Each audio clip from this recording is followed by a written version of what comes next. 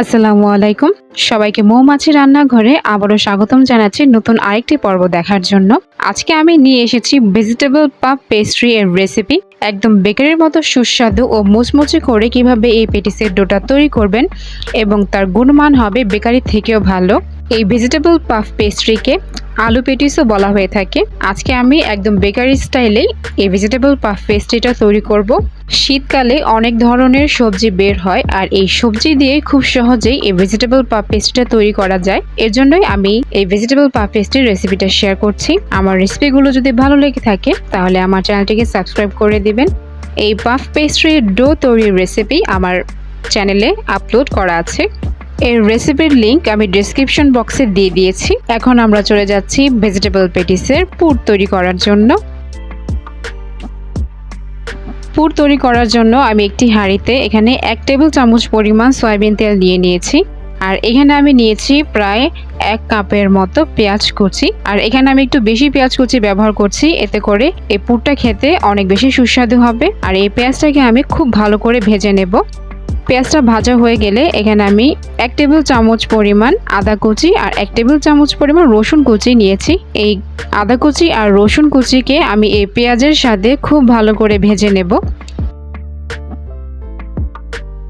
Golden colour করে আমি ভেজে নিয়েছি। আর এই আদা রসুন কুচিটা কিন্তু খুব ভালো করে ভাজতে হবে। আর আপনারা যদি চান তাহলে কিন্তু এখানে বাটাও ব্যবহার করতে পারেন। এবার আমি এখানে নিয়েছি স্বাদমতো লবণ, হলুদ হাফ চা চামচ, মরিচ হাফ চা চামচ, ধনিয়া হাফ চা চামচ আর জিরা 1/4 চা চামচ।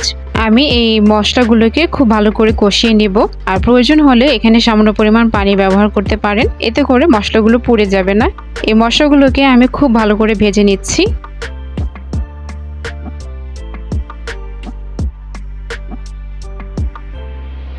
সবগুলো মশলা আমি খুব ভালো করে কষিয়ে নিয়েছি।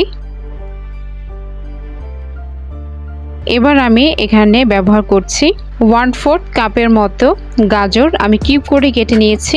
আর 1/4 কাপের মতো বরবটি, এটাকে আমি ছোট ছোট করে কেটে নিয়েছি। এখন এই মশলাগুলোর সাথে এই দুটো সবজিকে আমি খুব ভালো করে নেড়েচেড়ে কষিয়ে নেব।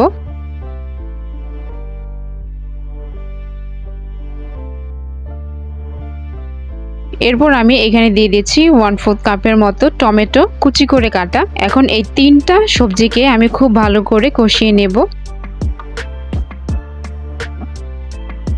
আর এখানে আমি সামান্য পানি দিয়ে দিচ্ছি, এতে করে সবজিটা খুব তাড়াতাড়ি সিদ্ধ হয়ে যাবে। সবজিটাকে আমি খুব ভালো করে কষিয়ে নিয়েছি। এখন এর মাঝে আমি 4টা আলু সিদ্ধ করে এরকম কিউব করে কেটে নিয়েছি। এই আলুগুলো আমি এই সবজির সাথে দিয়ে দেব। এখানে কিন্তু আলুটা ম্যাশ করেও ব্যবহার করতে পারেন, তবে আমার কাছে এভাবে দিলেই খেতে খুব ভালো লাগে। আমি নেড়ে চেড়ে খুব ভালো করে আলুর সাথে এই সবজিগুলোকে মিশিয়ে নিচ্ছি। আর একটা টিপস আপনাদের জন্য, এখানে এই রান্নার মাঝে তেলটা একটু কম ব্যবহার করার চেষ্টা করবেন, এতে করে যখন পুরটা প্যাটিসের মাঝে দেবেন তখন খুব ভালো করে বসে যাবে আর প্যাটিসের গাগুলো খুলে যাবে না। সবার শেষে এখানে আমি কিছু ধনিয়া পাতা কুচি ব্যবহার করেছি, এতে করে পুরের ফ্লেভারটা খুব ভালো আসে। আমি খুব ভালো করে নাড়াচাড়া করে সবগুলো সবজিকে খুব ভালো করে রান্না করে নিচ্ছি। আমার সবজিটা রান্না হয়ে গিয়েছে। এখন আমি এইভাবে একটু আধা ভাঙা করে দিচ্ছি, এতে পুরটা খেতে খুবই সুস্বাদু হয়। আপনারা যদি চান তাহলে এখানে হাফ চা চামচের মতো গরম মশলার গুঁড়া ব্যবহার করতে পারেন। এবার আমি চুলায় একটি হাঁড়ি বসিয়ে দিয়েছি আর হাঁড়ির মাঝে আমি একটি স্ট্যান্ড দিয়ে দিয়েছি। আর স্ট্যান্ড দিয়ে আমি ঢাকনাতে ঢেকে দিয়েছি খুব ভালো করে। আর ঢাকনার মাঝে কোনো ছিদ্র থাকলে সেটা বন্ধ করে দিতে হবে।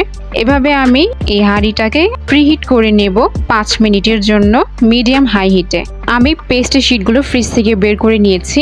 এখন এর মাঝে আমি ভেজিটেবলের পুরটা দিয়ে দিচ্ছি। আর পুরটা আমি মাঝ বরাবর দিচ্ছি। আর মাঝ বরাবর দিয়ে কিনারটাকে আমি সোজা আরেক কিনারের সাথে এভাবে লাগিয়ে দিচ্ছি। আর পুরটাকে ভেতরের দিকে ঢুকিয়ে দিচ্ছি। আর সাইডটা খুব ভালো করে এভাবে ব্লক করে দিচ্ছি। আপনারা যদি চান তাহলে ব্লক না করলেও হবে, তবে আজকে আমি একটু ডিফারেন্ট স্টাইল তৈরি করছি, এজন্য সাইডটা ব্লক করে দিচ্ছি। একটা কাঁটা চামচের সাহায্যে আমি এই ডিজাইনটা করেছি। এটা দেখতে কিন্তু খুবই সুন্দর লাগে। আর যখন এই ডিজাইনটা তৈরি করবেন তখন কাঁটা চামচটা একটু জোরে প্রেস করবেন, এতে করে তৈরি করার পর সাইডগুলো খুলে যাবে না। আর এভাবে আমি সবগুলো পেটিস তৈরি করে নিয়েছি।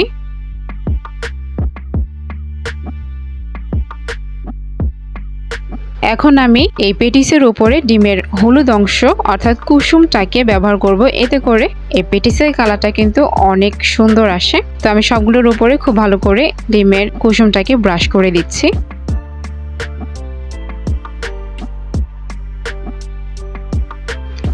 এই পর্যায়ে আমি এখানে কিছু সাদা তিল দিচ্ছি। সাদা তিলটা কিন্তু একদমই অপশনাল, তিলটা দিলে দেখতে খুবই সুন্দর লাগে। যদি আপনাদের কাছে অ্যাভেলেবেল না থাকে তাহলে না দিলেও হবে। এবার আমি চুলায় চলে যাচ্ছি, আর চুলাতে কিন্তু আমি একটি হাঁড়ি বসিয়ে প্রিহিট করে রেখেছিলাম, সেখানে আমি এই পেটিসগুলো বসিয়ে দিচ্ছি। এবার আমি লো মিডিয়াম হিটে এই পেটিসগুলোকে এই চুলার মধ্যে বেক করব 25 থেকে 30 মিনিটের জন্য। আর আঁচটা রাখতে হবে লো আর মিডিয়ামের মাঝামাঝি, অতিরিক্ত পরিমাণ তাপ দেওয়া যাবে না, তাহলে কিন্তু পেটিসগুলো পুড়ে যাবে।